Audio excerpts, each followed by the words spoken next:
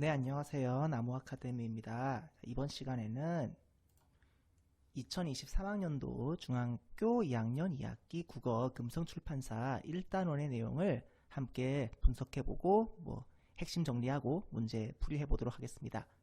출제 유형 베스트라고 되어 있는데요. 여러분, 이제 2단원이 활동이 많아요. 왜 읽는가, 무엇을 읽는가, 읽기의 생활화가 있는데 각 활동마다 또 글감이 많기 때문에 여러분 조금 파악해야 할 게 많을 수도 있어요. 그래도 우리 그렇게 어렵지 않으니까 같이 한번 따라가 볼까요? 왜 읽는가에 제시된 사랑, 안도연의 또 사랑이라는 시를 읽고, 그리고 또 토지는 희까닥하지 않았다 라는 글을 읽어볼 거고요. 그 다음에 무엇을 읽는가에서는 게임이 우리에게 주는 혜택, 물건들, 이런 글을 읽어볼 거고요. 읽기의 생활화를 위하여에서는 독서의 역사, 무엇을 읽을 것인가, 이런 글들을 볼 겁니다. 자, 그러면은 밑으로 한번 내려가 보도록 하겠습니다. 자, 시가 있습니다. 안도현 선생님의 시인데요. 자, 같이 따라가 볼게요. 여름이 뜨거워서 매미가 우는 것이 아니라 매미가 울어서 여름이 뜨거운 것이다. 발상의 전환이네요. 계속 읽어볼까요? 매미는 아는 것이다. 사랑이란 이렇게 한사코 너의 옆에 붙어서 뜨겁게 우는 것임을. 매미는 정말 열정적인 뜨거운 사랑 고백을 하는 그런 대상인 것 같습니다. 그리고 매미가 그 사랑이란 뭔지 알고 있대요. 그리고 중요한 것은 이렇게 뒤로 보내는 도치법을 썼죠. 계속 읽어볼까요? 울지 않으면 보이지 않기 때문에 매미는 우는 것이다. 울어야 이제 보인다, 더 드러난다, 이런 얘기 같네요. 계속 볼까요? 자, 이 작품은 이제 시에 대한 일종의 해설입니다. 발상의 전환을 통해 뜨겁고 치열한 삶의 아름다움을 다룬 작품이다. 나는 매 여름의 시작을 알리는 매미 소리를 들을 때 단순하게 여름이 드디어 오는구나, 이번 여름은 또 얼마나 더울까와 같은 생각을 하였다. 일반적으로 할 수 있는 생각이죠. 반면에 시인은 발명하는 사람이라기보다는 발견하는 사람인 것이다 라고 한 안도현 시인은 매미 소리를 들으며 매미의 비극적이면서도 아름다운 삶을 발견하였다. 그래서 시인은 뭔가 좀 특별해요. 특별한 게 뭔가를 발명하고 만들어내는 사람이 아니라 남들은 쉽게 보지 못하는 가치를 발견하는 사람인 거죠. 계속 읽어볼까요? 매미는 한 번의 여름 동안 울기 위하여 7년 정도의 세월을 땅 밑에서 버티고 또 땅 위로 올라온 후에도 수컷은 암컷의 선택을 받기 위해 최대한 크고 아름답게 운다고 합니다. 매미의 일반적인 생태를 갖고 나름대로 또 의미를 부여했습니다. 자, 안도현 시인은요, 높고 빛나는 것보다 작고 하찮은 것에 주목했는데 이게 안도현 선생님의 시의 특징이에요. 계속 읽어볼까요? 이는 백석 시인의 영향을 받은 것이라고 합니다. 안도현 시인은 백석의 삶을 다룬 백석 평전을 출간하고 나는 백석의 시를 모방하기 위해서 시 쓰기를 시작하였다 라고 말할 정도로 백석을 매우 사랑하는 시인 중에 하나이다. 백석은 시 속에서 달그이 깃, 새끼 오릴 등의 소재를 이용한 것처럼 역시 작고 하찮고 어떻게 보면 보잘것없고 귀여운 것들이죠. 자, 다시 계속 읽어볼게요. 안도현 시인도 다른 사람이 주목하지 않는 꽃게, 연탄, 매미를 중점적으로 다룬 시를 많이 썼다고 합니다.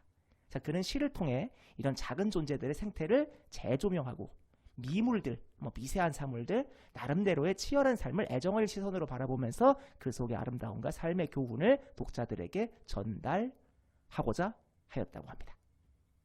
안타까운 시선이 아니에요. 그 속의 아름다움과 삶의 교훈을 독자들에게 전달하려고 했다고 합니다. 계속 읽어보죠. 자, 나는 매미의 사랑을 연인 간의 사랑을 넘어서 삶 그 자체로 확장해서 해석할 수 있다고 생각한다. 시에서는 이제 수컷이 암컷을 만나려고 하는 연인 간의 사랑으로 이해할 수 있겠지만 좀 더 확장해서 이해할 수 있다는 얘기 같네요. 매미는 맴하고 울어서 이름이 매미인 만큼 죽기 전 마지막 여름에 울고 뜨겁게 사랑하기 위해서 짧게는 4년, 길게는 17년을 지하에서 견딘다. 17년 매미라고 있다고 합니다. 자, 매미에게는 사랑이 평생의 삶의 단 하나의 목적이며 자신의 존재 이유인 것이지요. 자, 이 시는 매미와 같은 작은 생명체가 사랑의 결실을 맺기 위해서 끝없는 노력을 하는 것처럼 인간도 의미 있는 삶을 살기 위해 현실에 안주하지 않고 중요하죠. 열정적이고 치열한 삶을 살아야 한다고 하고 있다. 그리고 우리에게 언젠가 우리가 빛날 수 있는 순간이 올 때 자신의 실력을 마음껏 발휘할 수 있도록 철저히 준비하고 달려나가야 한다는 메시지를 전하고 있다 라고 합니다. 자, 열심히 공부하다가 이렇게 매미 소리가 들려오면 나는 이 시를 떠올릴 것 같다. 그리고 또 한 번 생각할 것이다. 사랑의 끝을 알면서도 뜨겁게 울어대는 매미들처럼 꿈을 향해 나아가고 있는 나의 모습이 그 누구보다 아름답다고. 자, 매미가 사랑을 원하듯이 우리도 꿈을 향해 나아가야 한다 라는 얘기다. 그죠? 자, 계속 읽어볼게요. 이번에는 다른 글감이에요. 나 글 한번 읽어볼까요? 희까닥한 아이디어 좀 없나? 이 말은 10수년 동안 나에게 고문이었다. 왜 광고를 해야 하는지, 이번 광고가 풀어야 할 숙제는 무엇인지, 메시지는 무엇이어야 하는지, 대상은 누구인지, 많은 문제는 이 정체불명의 말, 바로 희까닥한 아이디어 좀 없나? 라고 하는 말 앞에서 무력한 존재였다. 그러면은 약간 좀 추론을 해보자면 글쓴이는 아마도 광고 분야에 종사하는 사람 같다. 그죠? 계속 읽어볼까요? 때로는 선배가, 때로는 광고주가, 또 가끔은 동료나 후배가 던지는 이 말, 바로 이 희까닥한 아이디어 좀 없나? 라고 하는 말에 내가 할 수 있는 대응은 그저 내가 지을 수 있는 가장 멍청한 표정으로 웃어주는 일뿐이었다. 뭔가 할 말이 그렇게 많지가 않았나 봅니다. 계속 읽어보겠습니다. 아직도 희까닥을 모르는 분들은 분명 광고인이 아니거나 아니면 억세게 운이 좋은 광고인일 텐데 그러면 광고인이라면 대부분 희까닥이란 말을 들어봤을 거다. 이렇게 해석할 수 있겠네요. 계속 읽어볼게요. 그 뜻을 나름대로 정리해보자. 대강 튀는 혹은 앞뒤 문맥에 상관없이 재미있는 정도의 뜻이 될 것이다. 되게 요즘 말로 힙하다 정도가 될 수 있을까요? 자, 계속 읽어보겠습니다. 노골적으로 말해서 나는 광고의 본질을 희까닥한 아이디어 찾기로 보는 사람을 좋아하지 않는다. 광고 업계에 종사를 하는데도 광고의 본질은 희까닥한 아이디어 찾기가 아니야 라고 좀 분명하게 노골적으로 말하고 있습니다. 그들은 필시 광고를 말초적인 말장난 만들기나 눈에 띄는 그림 찾기 정도로 생각하는 사람들이다. 여기서 그들이라고 하는 사람은 광고의 본질을 희까닥한 아이디어 찾는 사람으로 보는 사람이겠죠. 근데 나는 그 사람들이 너무 말초적인 재미를 찾는 것 같아. 이렇게 생각하고 있습니다.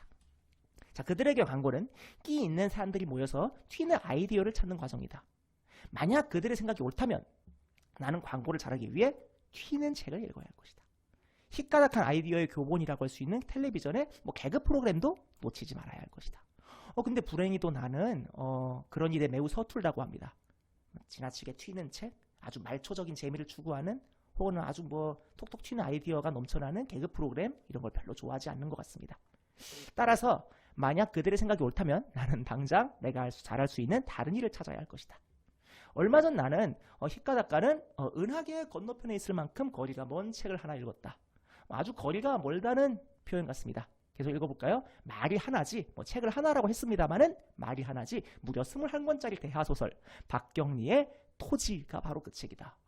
장편소설을 넘어서 거의 대하소설입니다. 벼르고 벼르다가 갑자기 읽어야겠다고 생각한 게 아니고 아주 옛날부터 벼르고 벼르다가 읽기 시작한 것 같습니다. 지난해 가을의 시작, 올해 초에 끝을 낸 것이다. 끼 있고 튀는 말장난 하나 없고 엽기적인 에피소드 하나 없는 책.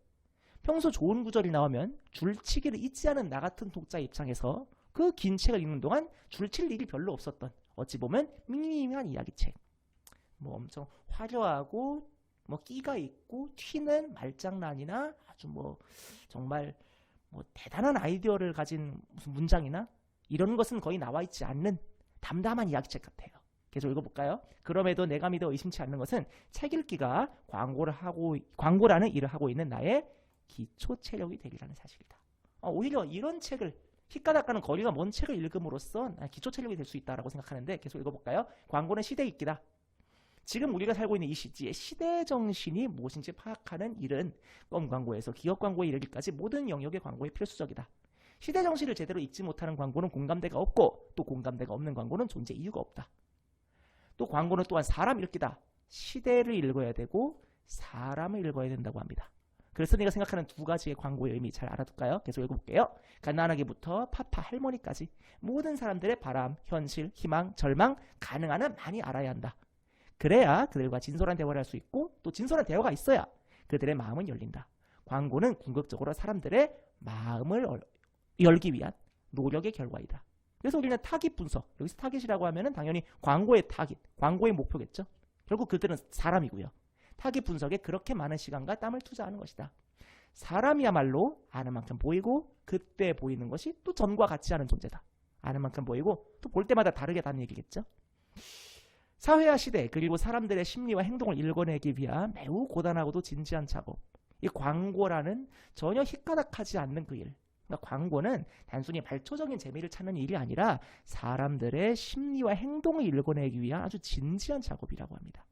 이 글쓴이는요, 광고는 희까닥한 일이 아니다 라고 보고 있습니다.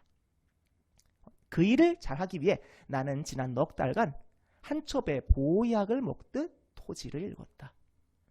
일종의 비유죠. 시대 정신을 읽고 사람들을 읽기 위해서. 그래서 마치 보약을 먹듯이 책을 읽었다고 합니다. 자, 각각의 내용을 좀 정리해 봅시다. 글쓴이가 가를 읽고 또 나를 읽고 뭘 느꼈는지 좀 생각해 볼게요. 가는 매미도 사랑의 결실을 위해 노력하듯이 우리도 열정적인 삶을 살자, 이런 얘기를 하고 있고요. 그 다음에 나에서는요, 다른 사람들은 광고라고 하는 것은 희까닥한 아이디어 찾기다 라고 생각하고 있지만 나는 시대 정신을 읽는 것이다, 사람이 읽는 것이다 라고 생각했습니다. 그래서 엮일도 길고 튀는 책, 개그 프로그램보다는 21권짜리 토지라고 하는 대하 소설을 한 첩의 보약을 먹듯이 읽었다고 합니다. 그럼 결국 여기서 우리가 왜 읽는지, 읽기의 가치가 중요하겠죠. 시를 읽으면 뭘 할 수 있죠? 감동을 얻고 정체성을 형성할 수 있대요. 매미도 저렇게 사는구나, 인간도 열심히 살아야겠다. 그리고 또 광고 기획자로서 광고 아이디어를 위한 정보를 습득할 수 있다고 합니다. 시대 정신이 무엇인지, 또 사람이 무엇인지, 사람을 읽기 위해서 책을 읽었다고 하네요. 자, 그럼 벌써 이제 첫 번째 학습 활동을 봤고요. 그 다음에 이제 계속 읽어볼까요? 읽기의 가치를 이 글에서도 나름대로 주목하고 있는데, 여기서는 여러분들이 직접 읽어보면 좋을 것 같고요. 다만 좀 중요한 문장이 있습니다. 이거 한번 볼까요? 만약 내가 멀리 볼 수 있었다면 거인의 어깨 위에 앉았기 때문이다. 뉴턴이 이런 말을 했다고 합니다.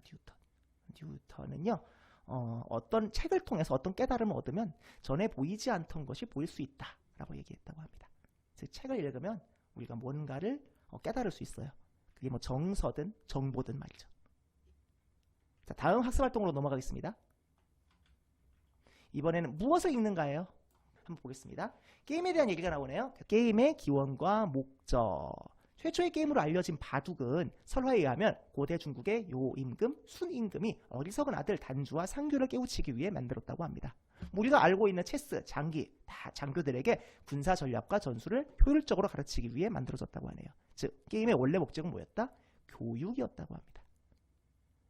우리가 일반적인 상식과는 좀 다르네요. 일반적으로 게임과 교육은 전혀 별개의 것이다, 서로 상반된다, 이런 느낌인데, 여기서는 게임의 목적이 교육이었다고 밝히고 있습니다. 계속 읽어볼게요. 의학의 미스테리를 풀어낸 게임. 게임은 비록 가벼운 오락거리로만 여겨지지만 우리에게 유용한 점이 많다. 게임을 통해 어려운 문제를 쉽게 푼 예로 Fold It 게임이 있다고 합니다. 우리 인체의 단백질 생성 과정이 3차원 퍼즐 게임과 유사하다고 보고 이를 게이머들에게 공개하였는데, 이는 집단 지성을 이용해 의학계의 미스터리를 푸는 데에 도움을 받기 위해서였다. 게이머들은요, 공간 추론 능력과 상상력을 동원하여 10년 동안 풀지 못했던 의학계의 미스터리를 단 3주 만에 밝혀냈고요. 이로써 에이즈, 암 등에 관여하는 단백질 구조의 비밀이 풀리면서 결과적으로 게임이 생명과학 발전에 큰 공헌을 하게 되었다. 게임을 통해 단백질 구조의 비밀을 풀었다고 합니다. 그리고 이게 난치병, 불치병을 치료하는 데 도움이 된다고 하네요. 병을 치료하고 치유하는 데도 척척. 계속 읽어볼까요? 게임은 환자들의 병을 치료하거나 치유하는 데에도 이용됩니다. 어린이 백혈병은 의학의 발전으로 완치율이 90%이지만 만일 나라에서는 백혈병이 아직도 불치병이다 라는 잘못된 정보로 생존율이 50% 이하라고 합니다. 이 때문에 한 연구소에서 게임으로 어린이 백혈병을 치료할 수 있는 아이디어를 구체화해 관련 게임 프로그램을 만들었는데요. 어린이 백혈병 환자들은 게임에서 아주 작은 크기의 뭐가 된다고요? 나노 로봇이 된다고 합니다. 자신의 몸속에 들어가서 몸속에 있는 암세포를 파괴하는 임무를 수행한대요. 환자가 직접 자신의 암세포를 죽이는 게임 과정을 통해 난 지금 암이 낫고 있어 라고 하는 심리적 치유 효과를 얻을 뿐만 아니라 나을 수 있다는 확신을 얻게 된다고 합니다. 계속 읽어볼게요. 재미가 행동을 변화시켜요. 인간의 행동을 변화시키는 일은 사실 매우 어렵습니다. 그러나 넛지 이론에 따르면 강요하지 않고도 유연한 개입을 통해 재미를 불러일으키고 행동의 변화까지 이끌어낼 수 있다고 합니다. 결국 재미가 있어야 된다는 얘기죠. 예를 들면 학교를 밝게 꾸미면 학교 폭력이 줄어들고 범죄율 높은 지역에 야간 조명을 밝게 하면 범죄가 예방된다와 같은 주장인데, 이와 관련해 전 세계적으로 다양한 성공 사례들이 있다고 합니다. 스웨덴, 재미를 이용하여 인간의 행동을 변화시키기 위한 다양한 프로젝트를 실험하고 있는데, 자, 재미가 중요하죠? 계속 읽어볼까요? 그중 하나가 재미있는 빈병 재활용 박스이다. 자, 시작 버튼을 누른 후 구멍 속으로 빈병을 넣기만 하면 점수가 표시되네요. 이것도 어떻게 보면 게임에 올리죠. 자, 보상은 그것뿐이에요. 점수 표시되는 그것밖에 없는데도 사람들은 무척 재미있어 합니다. 또 실험 결과 재미있는 이 빈병 재활용 박스에는 주변의 다른 재활용 수거통보다 2배나 많은 양의 빈병이 수거되었다고 합니다. 어찌 이론에 기반한 이 캠페인을 한국에 적용하면 어떨까? 빠른 시간 내에 세계에서 재활용 수거율이 가장 높은 나라가 되지 않을까? 또 한국 사람들 게임 좋아하잖아요, 그죠? 지금까지 우리는 게임이 주는 혜택을 알아보았습니다. 저 처음에 뭐 질병 치료 얘기도 했고요, 뭐 환경 문제 얘기도 했고요. 인류의 이런 공통적 과제를 해결하기 위해 게임과 생활을 접목하여 문제를 해결하다 보면 보다 나은 미래를 만드는데 도움이 된다는 점을 알 수 있었다. 이처럼 게이머들은 어려운 가상의 과제를 협력하여 해결해 왔기 때문에 그들의 협력과 문제 해결 분야의 전문가들이라고 할 수 있겠죠. 게임의 미래를 위하여. 자, 이 글의 특징이 이제 소제목에 달려있다는 건데, 자, 계속 마지막으로 읽어보겠습니다. 게임하면 중독이 생각되는, 연상되는 이유가 있습니다. 게임에 대한 편견과 선입견 때문이겠죠. 근데 고등동물인 포유류가 진화하는 데는 뭐의 역할이 컸다고요? 놀이의 역할이 컸다고 합니다. 게임이 우리에게 이렇게 많은 혜택을 주고 있으므로 우리는 재미의 본질을 잘 이해하고 활용할 필요가 있다. 이를 위해 관련 연구자들은 게임 및 사행성 게임, 뭐 중독, 과몰입 이런 데에 대한 용어의 정의를 정확히 하고, 우선은 이제 뭐 어디까지가 사행성이다, 어디까지는 뭐 사행성이 아니다, 일단 용어부터 확실히 하고요. 그 다음에 정부는 게임 중독 진단 방법 개발, 상담 교육 및 예방 교육 등에 힘을 써야 한다. 또한 청소년의 수면권 보장을 담보로 선입견을 조장하는 마녀 사냥 대신 청소년은 자야 돼, 무조건 게임하면 안 돼, 너무 이렇게 단속으로만 나가는 대신에 게임에 대한 사회적 인식 재고, 끌어올리는 것을 재고라고 하죠. 재고를 위한 언론 및 관련 단체들의 노력이 필요하다. 이 같은 게임의 장점을 활용한다면 사회공헌 활동과 밝은 세상 만들기가 가능할 것이다 라고 이야기합니다. 자, 그럼 결국 우리가 읽기를 통해서 뭔가 새롭게 알게 된 정보가 많네요. 네, 여러분 한번 정리해보면 될 것 같고요. 그리고 글쓴이의 견해가 상당히 긍정적인 것 같습니다. 게임에 대한 선입견을 버리자, 게임의 본질을 잘 활용하자, 그리고 또 마지막 단락에서 여러 주체들이 각 분야에서 다양한 노력을 기울이자라고 얘기하고 있습니다. 시우와 시우 엄마와의 대화가 있는데요. 이제 시우 엄마는 게임인 중독성이 크다라고 얘기하니까 시우가 엄마는 편견이 너무 심하시다라고 얘기하고 있습니다. 그때 이제 누나가 게임 과몰입을 걱정하는 엄마를 위해서 추가로 뭔가를 찾아봤습니다. 네, 이걸 한번 읽어보면 좋겠습니다만은 실제로는 게임이 전두엽에 악영향을 미치는 게 아니라 스트레스가 전두엽에 악영향을 미쳐서 자기 통제가 약해지고 그게 또 게임 과몰입으로 이어지는 것으로 나타났다라고 얘기합니다. 인과관계가 바뀐 거죠. 게임 때문이 아니라 스트레스 때문에 게임을 하게 된다라는 얘기죠. 자, 이걸 바탕으로 또 이제 새로운 정보를 알게 되어서 어머니에게 또 얘기를 해줄 수 있겠죠. 자, 또 읽어볼게요. 이번엔 일상적 경험 속에서 느낀 점을 표현한 다른 글이 있습니다. 자, 한번 보죠. 한밤중에 고속도로 휴게실에 앉아 커피를 마시고 있었다. 바로 옆에는 인형 뽑는 길가 있었다. 투명한 통 밑바닥에 인형들이 겹겹이 깔려있고 버튼을 눌러 조종하면 아래, 위, 양 옆으로 움직이는 갈고리가 매달려있는 기계. 나는 좀 난데없다는 생각을 하며 인형들을 멍하니 바라보았다. 엎어져 있거나 널브러져 있는 노랑, 분홍, 파랑, 봉제 인형들은 대체로 동그란 눈에 퍼짐한 코를 지녔다. 입은 대부분 달려있지 않지만 입이 있는 것들은 모두 입꼬리를 끌어올린 채 영혼 없어도 행복한 미소를 짓고 있었다. 그때 나는 소풍이라도 갔다 온 것처럼 들떠 보이는 두 사람이 나타났다. 인형을 잡거나 떨어뜨릴 때마다 나도 마음을 졸이며 지켜보았다. 마침내 두 사람의 헌호성과 함께 인형 하나가 출구로 굴러나왔다. 커피를 다 마신 구경꾼, 자기 자신이죠. 또 자리에서 일어났다. 화장실에 들렀다가 주차장으로 걸어가는데 인형 기계 근처 탁자 위에 곰인지 토끼인지 혹은 고양이인지 알 수 없는 분홍색 물건이 놓여있는 게 눈에 띄었다. 아까 기계에서 뽑혀나온 인형이 틀림없었다. 왜 두고 갔을까? 화장실 가는 길에 웃음 섞인 말소리를 얼핏 들었던 것 같았다. 너무 못생겼어. 짝퉁이잖아. 아까 그 두 사람의 말이겠죠. 그래도 함께 애쓰며 즐거워하던 시간의 흔적인데 설마 두고 갔을까? 혹시 잃어버린 건 아닐까? 손을 뻗어 인형을 만져보려다 그만두었다. 가져갈 생각도 없는 사람의 손, 자기 자신이죠. 를 타봤자 인형으로서는 2번 버림받는 꼴이다. 인형의 입장에서 생각했네요. 아까 방금 두 사람에게도 버림받았는데 나는 처음부터 가져갈 생각이 없는데 괜히 만졌다가 또 버리는 것은 인형한테도 할 행동이 아니다 라고 생각한 것 같습니다. 걸어가다가 인형 뽑는 기계를 돌아보았다. 투명한 벽 너머 환한 불빛 아래 앉아있고 고꾸라져 있는 인형들. 세상에는 그날 방문했던 집에서 본 물건이 떠올랐다. 그날 휴게소 가기 전에 다른 집에 방문했었나 봅니다. 집주인의 어머니가 쓰던 낡은 반다지, 가구의 일종이에요. 였는데 장식이 거의 없고 나뭇결이 그대로 드러내는 소박한 물건이었다.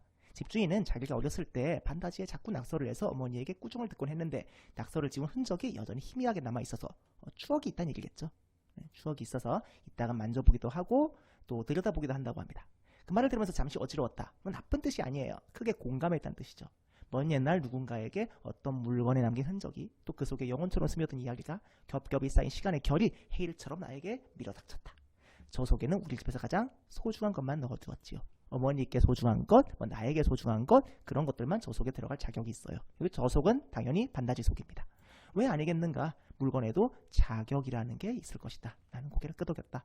사람과 사람 사이에 오고 가는 것이 사람과 다른 생물 사이에, 사람과 물건 사이에도 오고 가고 있다고 나는 믿는다. 사람들뿐만 아니라 다른 생물과 물건 또한 나와 시간을 나누고 있으니까. 내 주위를 둘러싸고 있으면서 나를 세상 속에 있게 하는 것들이니까. 오래 사용했던 물건, 소중히 여겼던 물건이 낡고 망가져도 버리기 힘든 것은 그 속에 내가 스며 있기 때문이다. 하나 물건이라고 해서 함부로 만들어 소유하고 함부로 내버릴 일이 아니다. 이게 어떻게 보면 글쓴이가 하고 싶었던 말이겠죠. 나를 품은 채, 아까 물건에는 내가 스며 있다고 했죠. 나를 품은 채 버려진 물건들이 어디로 가서 무엇이 될 것인지 생각해 본다면 말이다. 커다란 양팔 저울의 한쪽 끝에 내 삶을 올려놓고 반대쪽에는 내 손을 거쳐갈 물건들을 쌓아놓는다고 생각해본다. 자, 한쪽은 내 삶이고 한쪽은 물건들입니다. 그렇게 비교해보니까 물건들이 너무 많다. 저울이 기울어 자꾸 미끄러지고 무너져 내린다. 물건 쪽으로 기울어진다는 얘기겠죠. 쓰레기 더미 속에 묻혀버릴 이 균형, 대칭, 존중을 되찾고 싶다. 물건에 대한 최소한의 존중이 좀 필요하다는 얘기죠. 지금은 너무 쉽게 물건을 만들고 버리는 세태, 지금의 세상의 상태에 대해서 부정적인 시선이 드러난다고 합니다. 자, 이런 글은 일종의 수필인데요. 물건들이라고 하는 수필인데요. 자, 심리 상태나 정서를 파악하고, 자, 글쓴이의 경험을 파악하고요. 거기에 담긴 상황, 심리 이런 걸 파악하고, 거기에 좀 공감하고, 그리고 내가 직접 그런 상황에 놓였다고 상상하면서 감정을 이입해서 읽으면 좋을 것 같습니다. 그리고 수필은 글쓴이마다의 개성이 있기 때문에 독특한 분위기, 개성적인 표현을 찾으면 좋겠죠. 자, 대조적인 두 사람이 나와요. 집주인 같은 경우 반다지를 오래 간직했는데 인형 뽑는 기계 앞에 두 사람은요, 방금 뽑은 인형을 버리고 갔습니다. 그럼 이 사람에 대해서, 이 두 사례에 대해서 글쓴이의 생각은 어떨까요? 당연히 집주인에 대해서는 공감할 것이고 인형 뽑는 두 사람 앞에 대해서는 좀 비판적으로 보겠죠.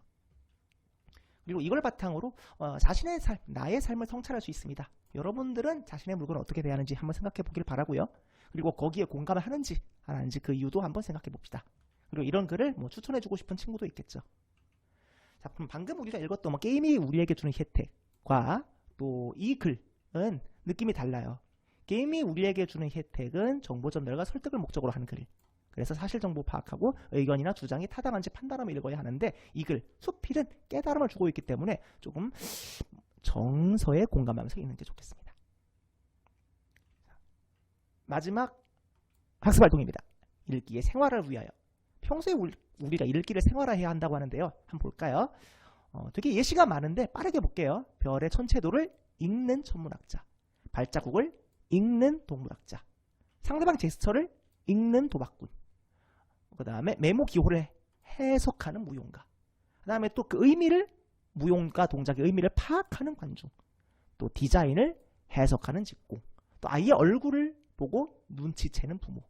이 사람들은 모두 기호를 판독하고 해석하는 기교를 가진 사람들이죠. 그렇지만 어느 경우나 감을 읽어내는 사람은 독자 자신이라고 합니다. 그러니까 어떤 대상이나 장소나 사건에서 해독이 가능한 것들을 인지해내는 것도 독자라고 합니다. 하나의 기호체계에 의미를 부여하고 판독해야 하는 사람도 독자라고 합니다. 뭐가 많네요. 독자가 해야 할 일. 감을 읽어내고요. 뭐가 해독이 가능한지 인지해내고 또 거기에 나름대로 의미를 부여하고, 다 독자가 할 일입니다. 자, 우리는 모두 자신이 어떤 존재이고 어디쯤 서 있는지 살피려고, 우리 자신뿐 아니라 우리 둘러싸고 있는 무엇을 살핀다고요? 세계를 읽어요. 우리 자신을 읽고 세계를 읽어요. 이런 것들을 조금이라도 더 이해하기 위해서, 혹은 이해의 단서라도 얻기 위해서 우리는 읽죠. 뭔가 읽지 않고는 배견할 수 없습니다. 독서는 숨쉬는 것만큼이나 필수적인 기능이라고 하네요. 자, 방금 얘기한 것들이에요. 뭔가 어려운 것들을 읽고 해석하고 파악하고 눈치채죠. 의미가 숨어있고 뜻이 분명하지 않다고 합니다. 우리 평소에 화가의 그림을 감상하고요. 온라인 대화에서나 또 음악에서나 우리는 뭔가를 뭐 해석해야 돼요. 일상생활에서 뭔가를 해석하는 것은 그만큼 필수적인 기능입니다. 그래야 우리 자신은 물론이고 세계를 읽어내면서 스스로 어떤 존재인지 파악할 수 있다고 합니다. 자, 그 다음에 마지막 글입니다. 조금만 더 기운을 내볼까요? 자, 비행기 안에서 내 자리로 들어오자 아이가 게임을 하고 있는데요. 게임에 몰두할 때 당연히 정신을 빼앗기죠. 자, 근데 문제는 더 중요한 거는요. 게임을 뭐 한 뒤에 끄고 난 후에 다음 단계를 생각하고 전략을 짠다고 합니다. 그건 이제 게임을 읽는 거죠. 마찬가지예요. 영화의 독자들은 영화를 본 후에 그 영화에 대해 생각하고 뭐 상상하고 자신의 의도와 맞게 재편집한 감독판 영상을 한번 사서 다시 한번 보고 이런다고 합니다. 책 외에도 다양한 매체를 뭐 할 수 있죠. 읽을 수 있네요. 이런 게 어떻게 보면 책의 미래에 대한 좋은 징조죠. 앞으로 독서는 사라질 거야. 새로운 미디어가 많이 등장하면서 매체가 등장하면서 독서는 사라질 거야 라고 이야기를 하는데 이 글쓴이는 그렇게 보지 않습니다. 어떠한 미디어 경험도 방금 얘기했던 뭐 게임이든 영화든 책처럼 할 수 있다. 읽을 수 있다. 무엇으로? 상상력으로. 책은 우리의 집중을 요구해요. 솔직히 말씀드리면 책은 다른 미디어만큼 시각적이고 청각적 요소가 풍부하지 않습니다. 근데 이렇기 때문에 역설적으로 앞뒤가 안 맞는 것 같지만 역설적으로 우리의 무엇을 자극해요? 세부 사항을 이어붙이려는 상상력을 더 강하게 작동시킨다고 합니다. 책을 읽을 때 주어지는 효과죠. 이렇게 많이 읽으면요, 우리는 더 이상 뭐 감각을 너무 많이 자극하고 상상력을 빼앗는 오락에는 흥미를 느끼지 못하게 되겠죠. 한번 책에 낚인 독자는 독서 습관을 포기할 수 없습니다. 자, 이렇게 상상력이 개입되면요, 이제 이런 사람들이야말로 책에 낚인 사람들이죠. 상상력은 궁극적으로 이 책의 특성 때문이에요. 책은 그만큼 심심해요. 근데 심심하니까 그만큼 세부 사항을 채워넣으려고 우리는 더 상상력을 발휘한다는 얘기죠. 시각적, 청각적 요소가 풍부하지 않기 때문에 가능한 장점입니다. 책을 읽건 영화를 읽건 혹은 아까 얘기했듯이 뭐 게임을 읽건 독서는 자유의지이고 주의 집중 행위예요. 물론 에너지를 필요로 해요. 신경을 많이 써야 됩니다. 그렇지만 그만큼 매우 큰 보상을 받게 되죠. 독서는 적어도 우리가 읽기에 주의를 집중하는 계속 받는 선물일 것이다. 영화를 볼 때 말고 영화를 보고 나서 나라면 어떻게 했을까? 왜 저런 선택을 했을까? 이렇게 읽을 수 있다는 얘기죠. 상상력으로 해석하고 작품의 의도를 파악하는 게 새롭게 정의한 읽기입니다. 결국 이렇게 꾸준한 책 읽기를 통해서 우리는 뭘 확장할 수 있다? 상상력을 확장하고 창의력을 기르는 데 도움이 된다고 합니다. 책은 시각적이고 청각적 요소가 풍부하지 않기 때문이죠. 자, 토론을 할 수 있습니다. 미래에는 책 읽기가 사라질 것이다 라고 이야기를 하는데 뭐 여러 가지 입장이 있겠습니다만 적어도 위의 글쓴이라면 책 읽기는 사라지지 않는다고 볼 것 같아요. 오히려 뭐에 빠질 수 있다? 상상력에 빠질 수 있다 라고 얘기합니다. 제일 마지막에 독서 점검표, 자기가 평소에 독서를 잘하고 있나 라고 체크해 볼 수 있는데요. 여러분 한번 읽어보면 좋을 것 같고요. 다만 이제 여기서 그 교과서에서 마지막으로 강조하고 있는 건 이거예요. 시간을 잘 활용하자. 시간을 잘 활용하자. 책 읽는 시간은 훔친 시간이라고 합니다. 항상 자투리 시간이 있죠. 매일 하루에 10분씩만 봐도 열흘이면 100분, 한 달이면 300분입니다. 그 정도면은 5시간이니까 웬만한 책 하는 거는 뚝딱 읽을 수 있는 시간이다. 이렇게 결국 우리 1단원에서는요, 독서의 중요성, 읽기의 중요성을 좀 강조를 했습니다. 지식과 정보를 습득할 수 있고 가치관을 형성하고요, 정서를 함양하고 사고를 증진하고요, 그리고 또 부족한 부분은 바꿔나갈 수 있겠죠. 그리고 이 지식이나 감동을 통해 우리 생활에 꼭 필요하다는 점을 알게 되었다고 합니다. 자, 그럼 한 문제 3문제 정도 풀고 마무리해 볼까요? 자, 1번 문제 가시를 읽고 한번 풀어보겠습니다. 여러분 일시정지하고 한번 풀어볼까요? 자, 풀어보았나요? 자, 적절하지 않은 거 한번 읽어보겠습니다. 1번 시의 주제는 매미의 뜨거운 사랑이다. 맞죠? 매미는 사랑을 위해 끝없는 노력을 한다. 맞습니다. 화자는 작은 존재들의 애정을 가지고 있다. 맞습니다. 그래서 매미에 주목한 거겠죠. 화자는 매미가 뜨겁게 우는 이유를 생각하고 있다. 그쵸? 그 이유를 생각했으니까 이런 시를 쓴 거겠죠. 마지막, 매미처럼 지금 이 순간을 즐기는 현재지향적인 삶을 살아야 된다. 순간을 즐긴다기보다도 앞으로 있을 나의 사랑, 인간에 적용하자면 나의 꿈을 위해 노력하는 치열하고 열정적인 자세를 노래하는 것이지 이 순간을 즐기자, 현재지향적인 삶은 맞지 않은 것 같습니다. 그래서 답은 몇 번이다? 5번입니다. 자, 그 다음에 9번도 한번 풀어볼게요.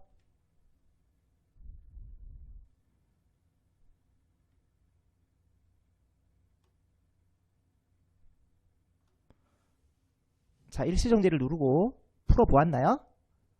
자, 글쓴이가 토지를 읽는 것을 기억과 같이 표현한 이유로 가장 적절한 것은 한 첩에 보약을 먹듯 토지를 읽었다고 하는데요. 문제 해결을 위해 고전이 필요하다. 좋은 말이긴 하지만 글에는 그런 내용이 없었습니다. 박경리 작가의 가치관이 글쓴이의 가치관과 비슷하기 때문에 이런 표현도 없었죠.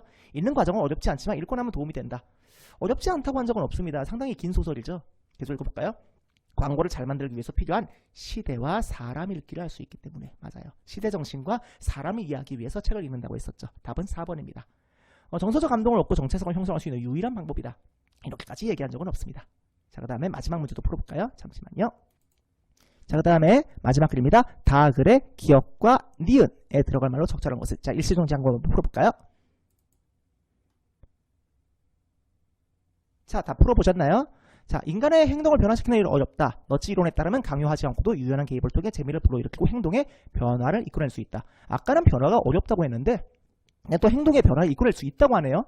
앞뒤 내용이 상반되죠? 당연히 역접, 그러나로 이어지는 게 맞을 겁니다. 계속 읽어볼까요? 학교를 밝게 꾸미면 폭력이 줄어들고 범죄율이 높은데 야간 조명을 밝게 하면 범죄가 예방된다. 이거는 이제 너치 이론에 따르면 구체적인 예시네요. 예를 들면 답은 몇 번이죠? 2번이죠. 자, 이렇게 해서 이제 세 문제 정도 풀어봤고요. 읽기의 중요성, 독서에 대한 1단원 우리 다 같이 한번 살펴봤습니다. 자, 이 모든 자료는 나무 아카데미 홈페이지에서 이용하실 수 있습니다. 궁금한 내용은 댓글로 문의해 주세요. 그리고 하단의 구독 버튼을 누르시면 더 다양한 정보를 빠르게 받아보실 수 있습니다. 네, 감사합니다.